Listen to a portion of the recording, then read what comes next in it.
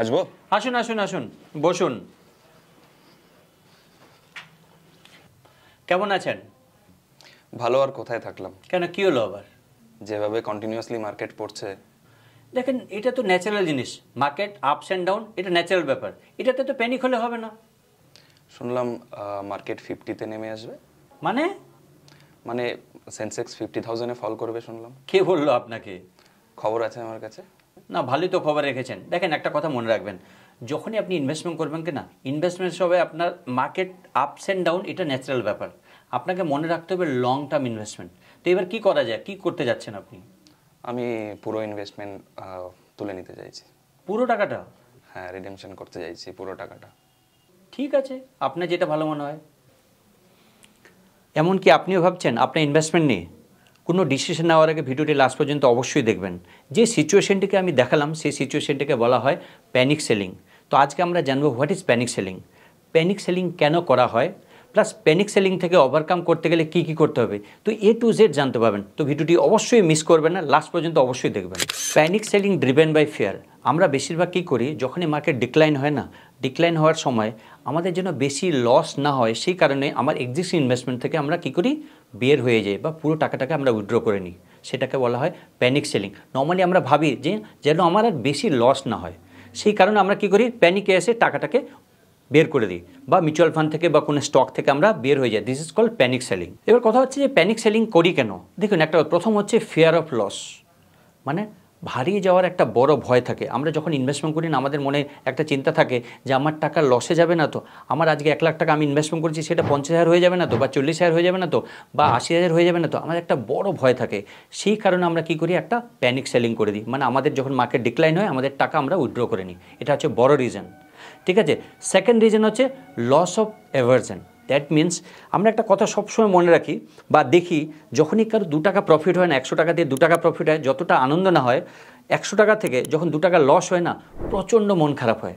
তো আমাদের ক্ষেত্রে প্রফিটটা আনন্দ পায় না, কিন্তু 2 টাকা লসটা প্রচণ্ড মন খারাপ হয়। সেই কারণের জন্য আমাদের জন্য লস বেশি না হয়, তার কারণে আমরা কী করি, প্যানিক সেলিং করে আমার সব টাকা উইথড্র করে নিই। And third number point, vital points হচ্ছে আমরা লং টার্ম না শর্ট টার্ম ফোকাস করি। শর্ট টার্ম, দেখেন ইনভেস্টমেন্ট করার সময় তো ভাবি লং টার্ম ইনভেস্টমেন্ট করেছি, কিন্তু যখনই মার্কেট ড্রপ করে না, মার্কেট 10%, 30% বা 20% ড্রপ হয়, তখন ভাবি লং টার্মকে ভুলে যায়। শর্ট টার্মের যে ডিক্লাইন মার্কেটে যে লস, সেটাকে লসটার দিকে তাকিয়ে আমরা আমার যে উইথড্র আছে সব টাকা বের করে নিই। তখন আমরা ভুলে যাই কি কমিটমেন্ট করে আমি ইনভেস্টমেন্ট করেছি। তো এই কারণগুলো, এই 3টা কারণের জন্য আমরা কী করি, আমরা প্যানিক সেলিং করি। এবার কথা হচ্ছে যে কীভাবে আমি এই প্যানিক সেলিং থেকে ওভারকাম করতে পারবো।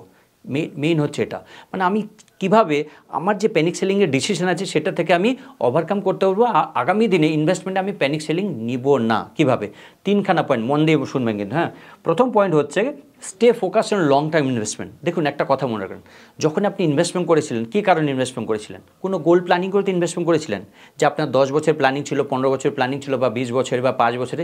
কিন্তু যখনই মার্কেট পড়ে, আমার যে লং টার্ম প্ল্যানিং আছে না, সেই প্ল্যানিংটা আমরা ভুলে যাই। আমরা ভুলে যাই যে আমরা 10 বছরের জন্য ইনভেস্টমেন্ট করেছি, বা আমরা ভুলে যাই যে 15 বছরের জন্য ইনভেস্টমেন্ট করেছি। আমরা কি মনে রাখি, আমরা মনে রাখি আজকে কত টাকা দিয়েছি, কত টাকা নিচে গেছে, কত টাকা আমার লস আজকের দিন হচ্ছে। দেখুন, এটা হচ্ছে আজকের দিনে যে ইনভেস্টমেন্টটা করেছেন, সেই ইনভেস্টমেন্টটা হচ্ছে, যে লসটা হচ্ছে সেটা হচ্ছে নোশনাল লস। মানে আজকে তো আপনি টাকা বের করছেন না, আপনার টাকা দরকার 10 বছর পর বা 15 বছর পর, কিন্তু আমরা ভয় করে আজকে টাকা বের করে নিই। ধরুন আজকে আপনি 1 লাখ টাকা ইনভেস্টমেন্ট করেছেন, 1 লাখে 2 লাখ হয়ে গেছে, আপনার টাকা দরকার 10 বছর, আপনি 10 বছর পর আপনি কি আজকে বের করবেন? বার করবেন না, আপনার দরকার যে 10 বছর পর।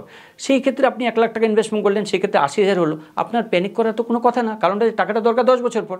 তো ইনভেস্টমেন্ট করা উচিত লং টার্মের জন্য, ফোকাসও থাকা উচিত লং টার্মের জন্য। আপনি ইনভেস্টমেন্ট করছেন লং টার্মের জন্য, বাট ফোকাস থাকছে শর্ট টার্মের জন্য, এখান থেকে দূরে থাকবেন। সবসময় কিসে ফোকাস থাকা উচিত? ফোকাস থাকা উচিত হচ্ছে লং টার্মের জন্য, শর্ট টার্মের জন্য ফোকাস যেন না থাকে। এটা হচ্ছে প্রথম পয়েন্ট। দ্বিতীয় পয়েন্ট হচ্ছে রিভিউ দ্য ফান্ডামেন্টাল। একটা কথা বলুন তো, যখন আপনি ইনভেস্টমেন্ট করছেন, আপনি কী পারপাস ইনভেস্টমেন্ট করছেন আপনি তো নিজে ডিসাইড করেছেন। তো আপনাকে ভাবা উচিত যে আপনি যে ইনভেস্টমেন্টটা করেছেন কী পারপাস ইনভেস্টমেন্ট করেছেন, পারপাসটা কী কারণে ইনভেস্টমেন্ট করেছেন।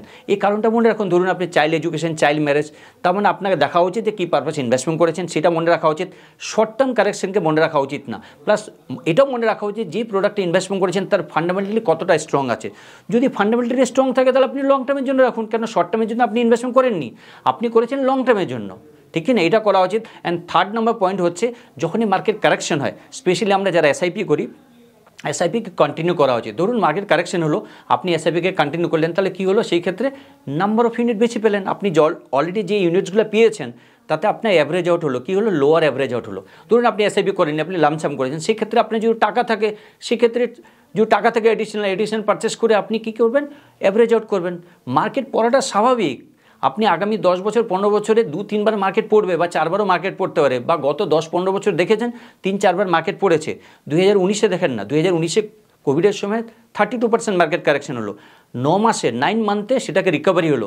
32 থেকে কত গেল আজকে 85,000, 42 থেকে 27 আসছিল, 27 থেকে কত 27,000-এ আসছিল, 32% কারেকশন, 85,000। তাহলে এখন কারেকশন হতেই পারে, এটা স্বাভাবিক ব্যাপার।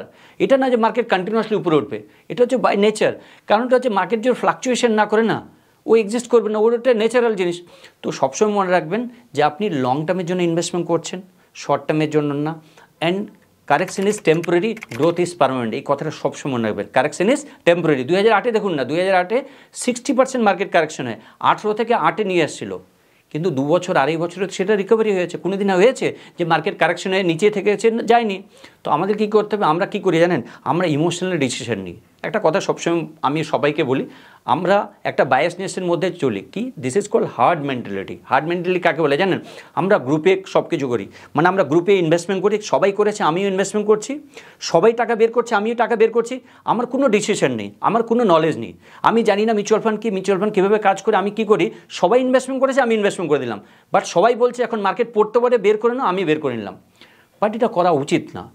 যদি আপনি মিউচুয়াল ফান্ড সম্বন্ধে আইডিয়া নেই আপনার, যদি ধরুন কোনো আইডিয়া নেই, আপনার মিউচুয়াল ফান্ড ইনভেস্টমেন্ট করা উচিত না। আমি সবসময় একটাই কথা বলি, যে প্রোডাক্টে আপনার নলেজ নেই সেই প্রোডাক্টে আপনার ইনভেস্টমেন্ট করা উচিতই না। আপনি কি করুন, প্রথমে নলেজ গেইন করুন এই প্রোডাক্টে, তারপর ইনভেস্টমেন্ট করুন। তো প্যানিক সেলিং, এই যে কথাটা বললাম, প্যানিক সেলিং কোনোদিনও করবেন না। কারণটা হচ্ছে এটা হচ্ছে পার্ট অফ দ্য প্রসেস। মানে মার্কেট যে একটা প্রসেস আছে না, সেটা একটা পার্ট। মার্কেট কারেকশন করবে, আবার রিকভারি করবে।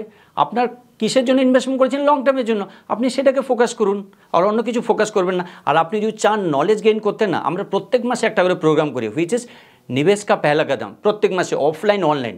আমার নিচের দেওয়া লিঙ্কে ক্লিক করুন, সেখানে আমি একটা ফর্ম দিয়ে দেবো, সেখানে ফর্ম ফিল আপ করুন, ফ্রি অফ কস্ট শেখাবো কেন মিউচুয়াল ফান্ড ইনভেস্টমেন্ট করা উচিত, কীভাবে মিউচুয়াল ফান্ড আপনি বেনিফিট পেতে পারেন, লং টার্মে কীভাবে বেনিফিট পাবেন, রিটায়ারমেন্ট কীভাবে প্ল্যান করবেন, A to Z প্ল্যানিং পেয়ে যাবেন। আপনি চান নিচের দেওয়ার লিঙ্কে ক্লিক করুন অ্যান্ড জয়েন করুন আমাদের সাথে, আপনি ফ্রি অফ কস্ট জানতে পারবেন। তো আমার মনে হয় এবার বুঝতে পারছেন যে প্যানিক সেলিং করা উচিত না। প্যানিক সেলিং করলে কী কী লস হবে, ডেফিনেট লস হবে। আপনি আজকে লোয়ার মার্কেট ইনভেস্টমেন্ট করবেন, বের করবেন টাকা, তাহলে আপনার লস হবে। ধরুন আপনি কোভিডের সময় যারা ইনভেস্টমেন্ট করেছিল, কোভিডের সময় যারা 27-এ মার্কেট যখন 27 চলে আসছিল সেই সময় বের করে নিয়েছিল, তাদের পোর্টফোলিও দেখুন, যারা টাকাটা ইনভেস্টেড রেখেছিল, যারা টাকাটা বের করেনি তাদের গ্রোথ দেখুন, যারা বের করেনি তাদের আজকে 85,000 মার্কেট, তাদের গ্রোথ দেখুন। যারা টাকা বের করে নিয়েছিল আর কোনোদিনও মিউচুয়াল ফান্ডে যায়নি তাদের গ্রোথ দেখুন, আসমান জমিন ডিফারেন্স। তো যারা থেকেছে ইনভেস্টেড তাদের গ্রোথ দেখুন, যারা টাকা বের করে নিয়েছে তাদের গ্রোথ দেখুন। তো এই কথাটা সবসময় মনে রাখবেন, ইনভেস্টমেন্টের fluctuation as a part of the process. আপনাকে লং টার্মের জন্য ইনভেস্টমেন্ট করেছেন, আপনাকে লং টার্মের জন্য ইনভেস্টেড থাকতে হবে, বাট ফোকাসও থাকতে হবে যে লং টার্মের জন্য আপনার এটাকে কন্টিনিউ করা হয়। আপনি এসআইপি করুন বা লামসাম করুন। এসআইপি করলে কোনোদিনও মার্কেট ডিক্লাইন, মার্কেটে কোনোদিনও বন্ধ করবেন না। আর লামসাম যদি করা থাকে, আপনার যদি এডিশনাল টাকা থাকে, তো আপনি এডিশনাল পারচেস করে সেটাকে অ্যাভারেজ আউট করতে পারবেন। তো আমার মনে হয় ভিডিওটি ভালো লেগেছে। যদি ভালো লেগে থাকে তো লাইক অ্যান্ড শেয়ার অবশ্যই করবেন। কোনো কোয়ারিজ থাকলে কমেন্টে লিখে জানাবেন, আমি প্রত্যেকটা কোশ্চেন অ্যান্সার দেবো। অ্যান্ড সাবস্ক্রাইব করতে একদম ভুলবেন না, আমরা প্রত্যেক সপ্তাহে এই ধরনের একটা ইনফরমেটিভ ভিডিও আপলোড করি। So thank you for watching this video, thank you.